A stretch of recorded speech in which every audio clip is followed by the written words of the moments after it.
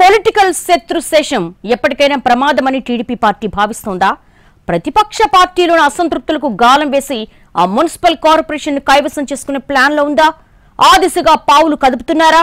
కూటమి కంటే ముందు విపక్షం అలర్ట్ అవడం చూస్తుంటే ఏదో జరగబోతోందంటున్నారు పొలిటికల్ పండిట్స్. ఇంతకీ ఏదా కార్పొరేషన్? తెర వెనుక జరుగుతున్న రాజకీయం ఏంటి?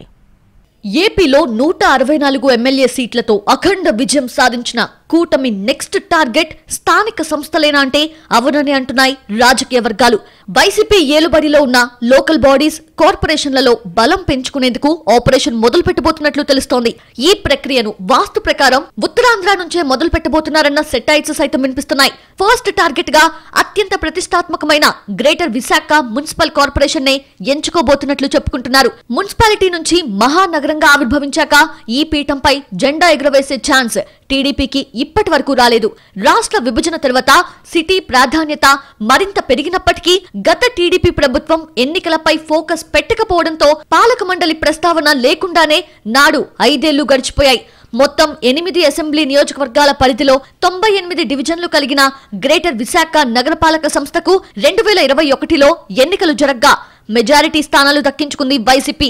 అప్పటికే టీడీపీకి 4 ఎమ్మెల్యేల బలం ఉన్నా అదేమీ పనిచేయలేదు. నాడు వైసీపీ ఖాతాలో పడిపోయింది మేయర్ పీఠం. 98 డివిజన్స్ కి గాను వైసీపీ 59 స్థానాలు గెలుచుకోగా TDP 30, Janasena 3, CPI, CPM, BJP నుంచి ఒక్కొక్కరు, ఇండిపెండెంట్స్ 4 గెలిచారు. తర్వాత జరిగిన పరిణామాల్లో 3 వైసీపీ కార్పొరేటర్స్ జారిపోయారు. అయినప్పటికీ గ్రేటర్ పై పెత్తనం చేయడానికి ఇబ్బందేమీ లేదు. అయితే రాష్ట్రంలో అధికార మార్పిడి జరిగిన తర్వాత కూటమి ఫోకస్ జీవీఎంసీ మీదకు మళ్లింది. వైసీపీలో అసంతృప్తిగా ఉన్న కార్పొరేటర్స్ అవకాశం కోసం చాలా కాలంగా ఎదురు చూస్తున్నారట. ఇప్పటిక జంప్ కొట్టేందుకు ఇదే సరైన సమయంగా భావిస్తున్నట్లు తెలుస్తోంది. ఇదే ప్రతిపక్ష పార్టీకి టెన్షన్ పుట్టిస్తోందట. ప్రస్తుత మేయర్ హరి వెంకట కుమారిని దించేసేందుకున్న సాధ్యాసాధ్యాలపై కూటమి కసరత్తు ప్రారంభించినట్లు ప్రచారం జరుగుతోంది. దీంతో వైసీపీ ట్రబుల్ షూటర్ ఇమేజ్ ఉన్న రాజ్యసభ ఎంపీ, ఉత్తరాంధ్ర జిల్లాల సమన్వయకర్త సుబ్బారెడ్డి రంగంలోకి దిగారట. కార్పొరేటర్లతో తాజాగా సమావేశం కావడం, ఈ సందర్భంగా కొందరు కార్పొరేటర్స్ అసంతృప్తి స్వరం వినిపించడం వంటి పరిణామాలు ఆసక్తిని పెంచుతున్నాయి. స్పష్టమైన మెజారిటీ ఉన్నందున కార్పొరేటర్స్ అందరూ కలిసి ఉండాలని, పార్టీ ఫిరాయింపులకు, ప్రలోభాలకు ఆస్కారం ఇవ్వవద్దని హితబోధ చేశారు వైవి.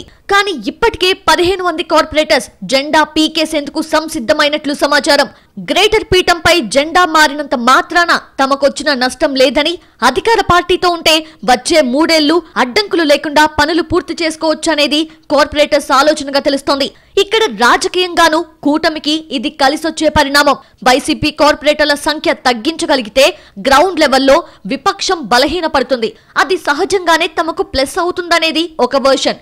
అయితే వైసీపీని దెబ్బకొట్టే ఆలోచనలతో కార్పొరేటర్స్ ని ఎంటర్టైన్ చేస్తే స్థానిక నాయకత్వంలో విభేదాలు తలెత్తే ప్రమాదం ఉంటుందన్న మరో వాదన వినిపిస్తోంది. దీనిని అత్యంత జాగ్రత్తగా హ్యాండిల్ చేయాల్సి ఉందంటున్నారు. మేయర్ పై అవిశ్వాసం పెట్టాలంటే కనీసం 4 ఏళ్ల పాలన కాలం పూర్తి చేయాలని సవరణ తీసుకొచ్చింది వైసీపీ ప్రభుత్వం.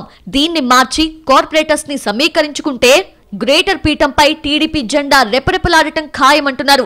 ఇందుకోసం ఎక్కువ టైం తీసుకోబోమని, ఎన్నికల్లో స్వీప్ అయినట్టే జీవీఎంసీలో కూడా వైసీపీ ఖాళీ అవ్వడం ఖాయమంటున్నారు స్థానిక కూటమి నేతలు. టీడీపీ వ్యూహం ఎంతవరకు వర్కౌట్ అవుతుంది, వైసీపీ కార్పొరేటర్స్ ఎంతవరకు గట్టిగా నిలబడతారో చూడాలంటున్నారు పరిశీలకులు.